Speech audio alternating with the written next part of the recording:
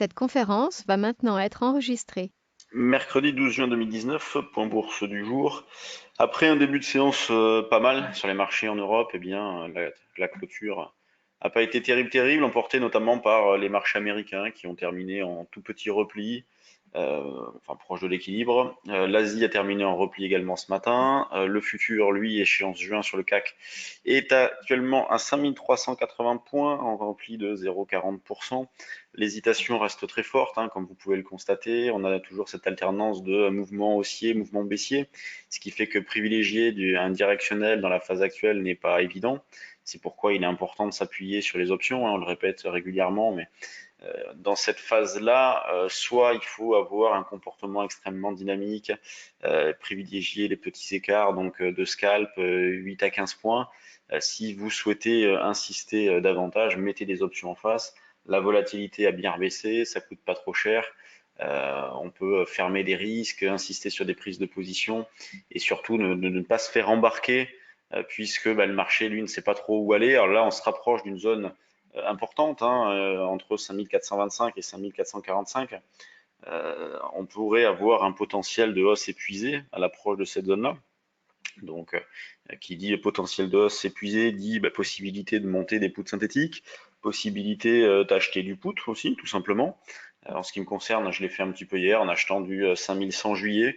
Bon, ça vaut 20 points, c'est un petit billet de loto. Je me dis si jamais à un moment donné il y a un trou d'air et justement pour exploiter ce potentiel épuisé, bon, ouais, je mets un petit doigt dedans et puis on verra. En pur intraday, on va essayer de vendre notamment vers 5395 par exemple.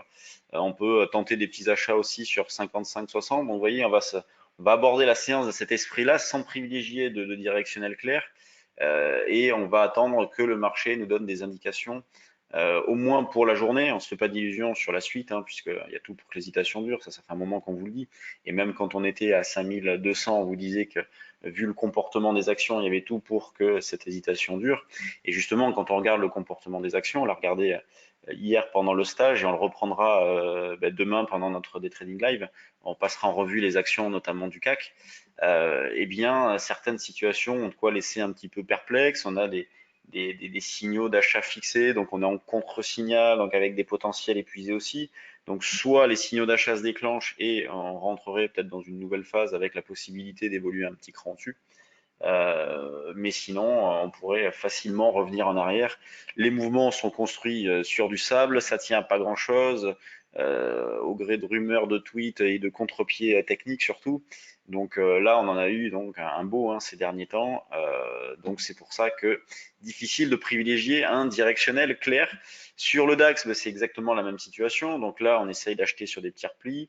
La zone d'achat 12 55-60. Ça serait bien. Bon, pourquoi pas tenter un petit double appui sur 12 080 pour ceux qui voudraient intervenir un petit peu plus vite. Mais sinon, c'est vrai que nous, ce matin, sur le trade du jour, c'est ce qu'on proposait, 55-60. L'eurodoll est en phase de reprise, donc il faut être méfiant là aussi. On était davantage ancré dans un directionnel. Là, depuis la reprise partant de 1,1150, on est davantage méfiant. Alors, qui dit méfiant, il dit qu'on ne fait pas rien non plus, hein. On essaye de vendre donc un niveau proche, un 13,43. Au-dessus, il y a de la marge puisque ça serait la zone des 1,1380-90. Et l'avantage de cette reprise-là, c'est si les probabilités de réussite ont un petit peu diminué, la perte potentielle est un petit peu plus faible, hein, puisque c'est le niveau de rupture, c'est toujours le même, c'est un 14,50.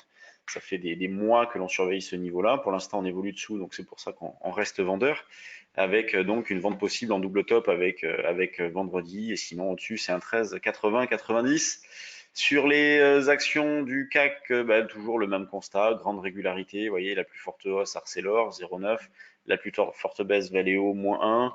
Les grosses pondérations font pas grand-chose, moins 0,22 pour LVMH, moins 0,40 pour Airbus.